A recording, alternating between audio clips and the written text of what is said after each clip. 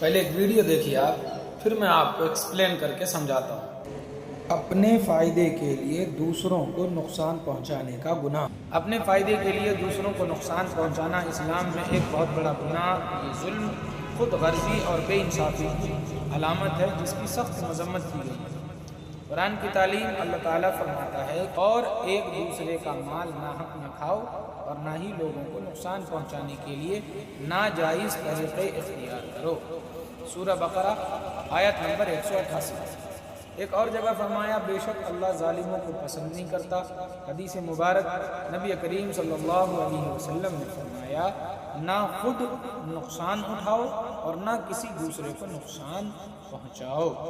اس گناہ کی خرابیاں دیکھیں کیا، دوسروں کی حق تلفی ہوتی ہے، معاشرے میں نفرت اور فساد پھیلتا ہے، دل سخت ہو جاتا ہے، اللہ کی ناراضگی حاصل ہوتی ہے۔ کاروبار میں دھوکہ دینا، کسی کا حق مار کر اپنا فائدہ لینا، جھوٹ بول کر کسی کو نقصان پہنچانا، کسی کی بدنامی کر کے خود آگے بڑھنا۔ جائز طریقہ یہ ہے کہ میرا کوئی کاروبار ہے اور میرا کوئی دوست وہی کاروبار کرنا چاہتا ہے اور میرا کاروبار جہاں ہے اس کا بھی ارادہ وہیں ہے، اس لیے کہ میرا گراہک اچھا ہے، میری دکانداری اچھی ہے، تو اس کے لیے جائز طریقہ یہ ہے کہ یا تو وہ میرے کاروبار کے بغل میں اپنا کاروبار جما لے یا پھر میرے کاروبار کے اپوزٹ دکان کے سامنے وہ اپنی دکان لگا لے۔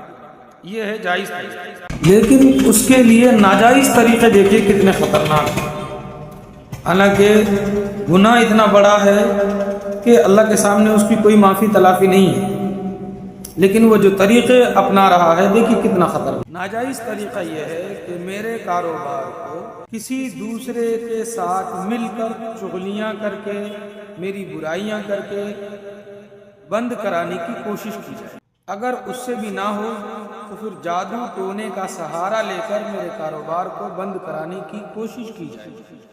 یہ اس کے ناجائز طریقہ۔ دیکھیے یہ ناجائز طریقہ کتنا خطرناک ہے اور اس کا کتنا بڑا گناہ ہے۔ ایک تو وہ چغل خور ہوگا جو کبھی جنت میں نہیں جا سکتا، اور دوسرا کہ اگر مجھے معلوم ہو گیا تو میرے دل میں دشمنی پیدا ہو جائے گی۔ دوسرا طریقہ جادو ٹونا، جو انسان ایمان والا ایک بار اس میں گھس جائے پھر جادو کو اللہ نے حرام کہا۔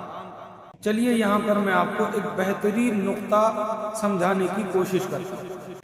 جو شخص دوسروں کو نقصان پہنچا کر فائدہ حاصل کرتا ہے وہ وقتی کامیابی تو پا سکتا ہے مگر آخرت میں سخت سزا کا مستحق بنتا ہے۔ اصل کامیابی انصاف، سچائی اور دوسروں